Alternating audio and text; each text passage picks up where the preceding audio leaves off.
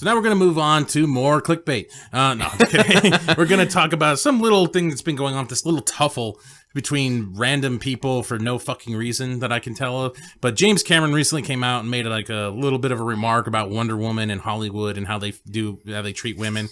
And then Patty Jenkins came back with a retort right to the balls of James Cameron.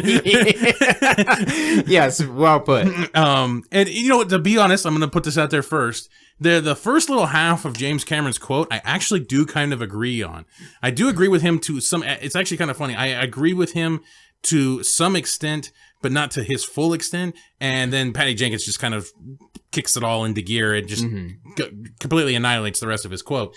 But I will say, before we read his quote, I think I understand where he was coming from. Yeah, see, that's the thing. See, the women are all mad at him, but I don't think they know from the guy's point of view what he's trying to say. Yes. So here we go. We're going to give you the dick point of view. Okay, right. And so it almost sounds like we might be on the same page with this. Yeah. Which to be honest, I was kind of surprised, or I am kind of surprised because I was thinking you were going to go one route. And fuck you. You think that I'm some... But again, we come together, we have two... Right now... over me. But we have two separate experiences with this, and we come together, have a similar opinion. But I feel like he was actually trying to say something that was not so what's the word, misogynistic as it came across. Right. So that's just kind of my feeling on it. But I think he was, in my opinion, he was kicking Hollywood and critics in the dick. Yeah, that's kind of how I took. I can see that. I mean, I took it the beginning. I really read the beginning. I know people kind of get lost in the middle there when he talks about like Sarah Connor comparing it to Wonder Woman, and Wonder Woman's objectified or somehow or just used as a beauty object and stuff like that. I think people saw that and put blinders on and didn't read the first part. But I'm just going to kind of. So he was being interviewed by some chick.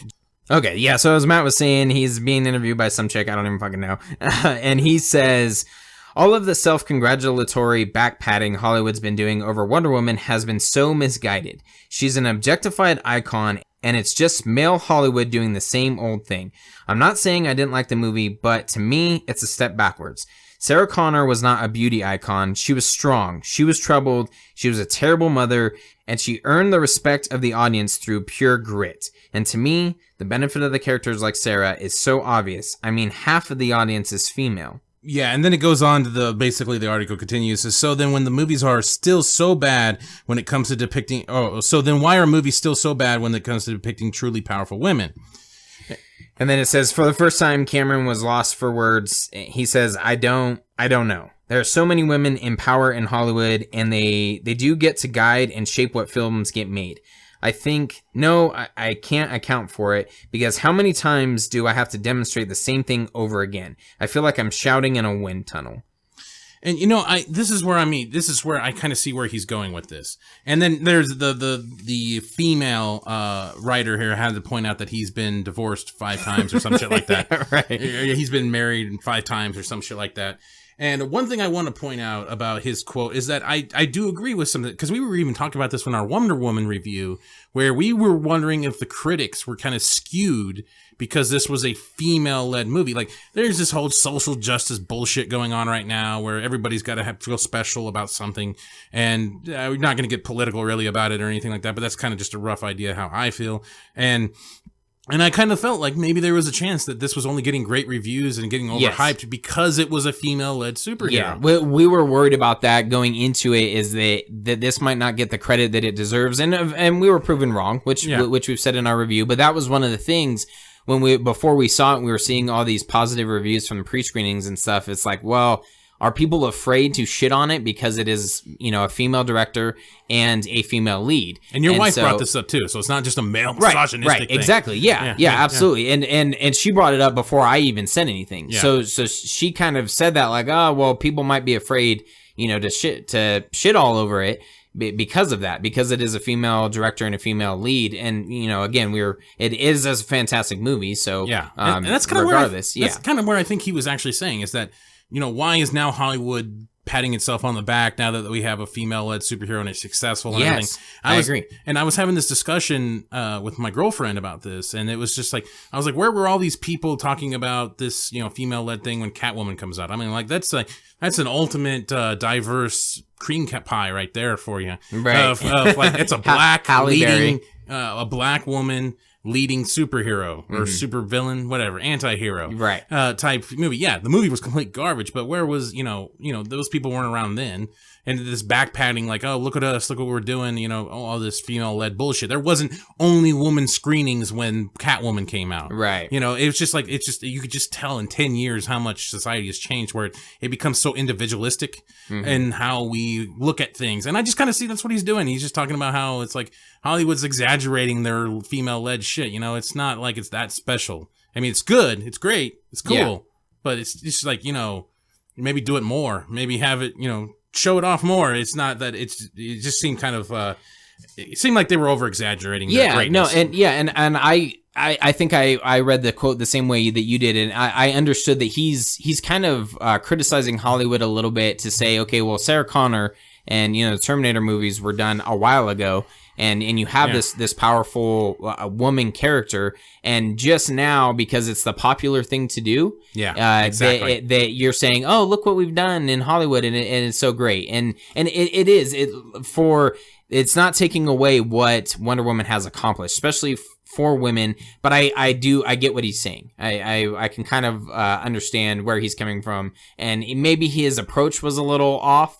Yeah. And that's what came across so misogynistic, and now there's all these memes and oh, what about Titanic? Oh, yeah. The people's reaction to this is like, and a lot of them are males, and I'm like, wow, you guys definitely don't have balls. Like, you just, to me, it's like, it just seemed like, oh, we got to make sure we portray, I don't know, it just kind of seemed like to me they were feeding into the type of society that we've built at this point.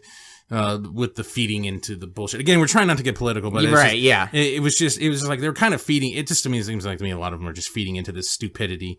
It's not that big of a deal. It's whatever, but it is what it is. But so Patty Jenkins had a quote. She comes back at James Cameron, and she says James Cameron's inability to understand what Wonder Woman is or stands for to women all over the world is unsurprising, as though he is a great filmmaker, he is not a woman. Well, fuck you. Strong women are great. His praise of my film Monster and our portrayal of a strong yet damaged woman was so appreciated.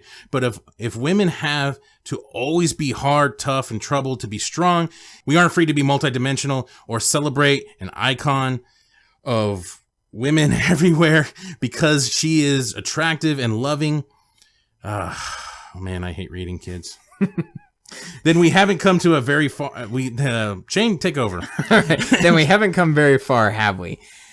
Now I'm lost. I believe women can and should be everything, just like male lead characters should be. There is no right and wrong kind of powerful woman, and the massive female audience who made the film a hit it is can surely choose and judge their own icons of progress. Right. Which is kind of what we've been saying before with the clickbait. Use your own opinion, make up your own standards. Yeah, absolutely. And I completely agree. And also glad that we kind of read those, together. I think James Cameron's quote was misinterpreted a little bit. Yeah. And that he is kind of saying, women already have powerful leads, and find a relatable character somehow. And Sarah Connor, he does say is, she's a shitty human being, sort of.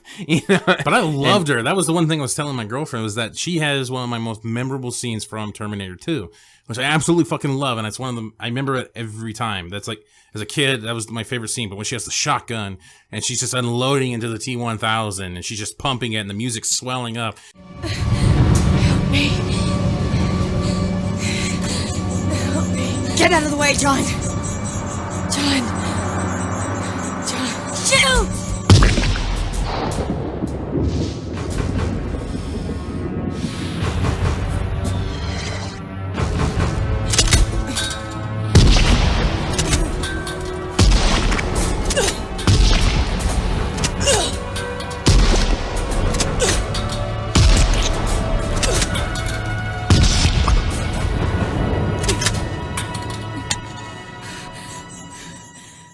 It's one of my favorite parts of Terminator 2, and then then a man has to come save the day with the, but with Arnie. But Right.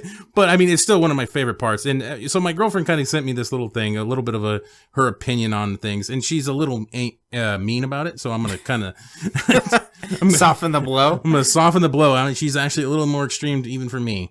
But she put it. It's hard to listen to a man discuss powerful women. Even more difficult after you hear he's been married 5 times. Like she read the article as well, and she had to bring that up. So another kick to the dick. That guy's alimony must be insane. Seriously. Why Cameron believes in his characters are strong and gritty. They are all masculine and ugly.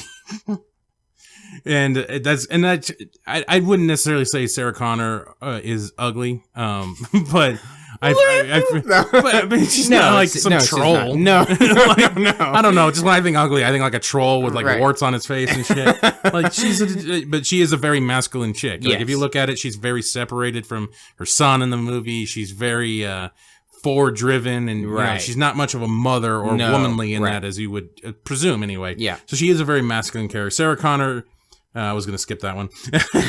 She just says Sarah Connor isn't pretty.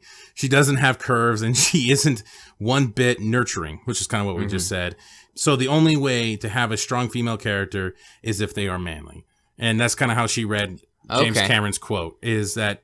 Fair point. So that's how she came down. That's the female perspective Right. of that. And I thought...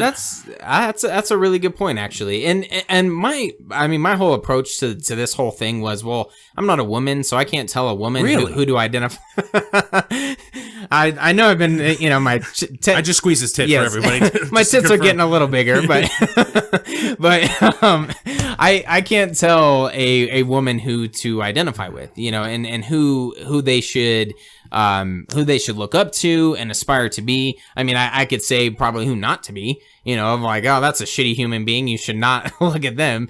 Shannon Jameson's a good role model. Follow that shit. Right. Yeah, exactly. It's perfect. Yeah. But no, I think she brings up a really good point that, yeah, he is kind of saying that, well, in order for them to be a strong female lead, that they have to be kind of manly. Right. And so, which made me kind of realize when she was saying that, I was like, oh, yeah, Sarah Connor pretty is.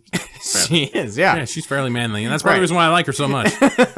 Like she's one of my favorite characters from that movie, and I fucking love her.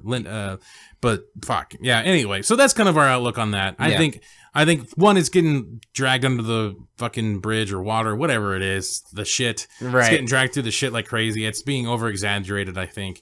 And people, I think so, yeah. people making memes of it is just, I think, a waste of a meme. I look at those and I'm like, that's not even funny. Right. That's just stupid. You're not being funny. I don't know who the fuck that could be funny to, other than someone that would just not be able to use their brain. So Right. Exactly. I think, read it again. I think he's kind of on the same side, to an extent. I mean, maybe it's a little misguided. Yeah. And your girlfriend brings up a really good point. So the current woman living in my house. Yes. yes, yeah, exactly. If she hasn't heard this yet. Yeah.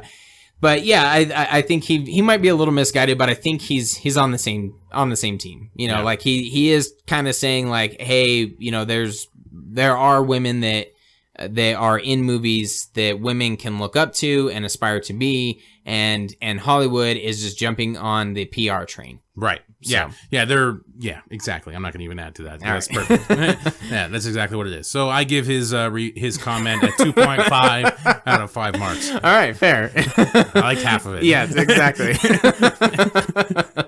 I think that's going to conclude our episode here. We're going to go on a 2-week hiatus. We'll hear this also in the intro, but we're going to go on a 2-week hiatus. We're going to come back, and like we said, we're going to go into a bunch of Thor stuff. We got a bunch of cool things with Thor, Justice League, all going into November. We're going to do different shit with each property, each thing. Yeah, it should be a lot of fun. Read some graphic novels, even read some of or go back to the first Zack Snyder ensemble piece, maybe. Yeah. Watchmen. I possibly. don't even know why I'm trying to hide the name of that, but we're going to... Spoilers. Wow. We're going to go back to that, talk about the graphic novel and the movie, hopefully. Yep. We got a bunch of cool things going into November where we all are going to blow our loads Yes. all over the place. Yes. Should be fantastic. I'm going to have to call in for a long time. I'm not going to be able to move. Yes. So make sure you like, share, and subscribe to our YouTube page at Comic Movie Marks. We're at 60-something subscribers. Yep. So I think we might be 67, 68, somewhere around there. We're getting the emails saying people are subscribing. We just don't get emails when people unsubscribe. Pussies. That's kind of the Email us if you unsubscribe. Email us. Hey, fuckers, you guys suck. I unsubscribed. You don't post enough. Well, yeah. Fuck you. Yeah. We tried. Something. You can follow us on all social media: Facebook, Twitter, Instagram. Instagram's the big one. We're looking for some, interaction and stuff. We're almost at 2,100 followers. It's been kind of going up and down, just like everything. It's tough. Yeah. It's like make babies. Make sure you check out our podcast at Comic Movie Marks. Find us in iTunes or in the Google Play Store. You can find Comic Movie Marks podcast on Podcast Republic. That's the app in the Google Play Store if you want to find us. Make sure you review us on iTunes, you motherfuckers. Yeah. Or if you're an Android user, download it on your computer. Yeah. Blah, blah, blah, blah, blah, blah. Right, yeah. Go back to the previous podcast to listen if you want details. Exactly. Laces out. See you later. And then that's it. So in case I don't see you. Good afternoon, good evening, and good night.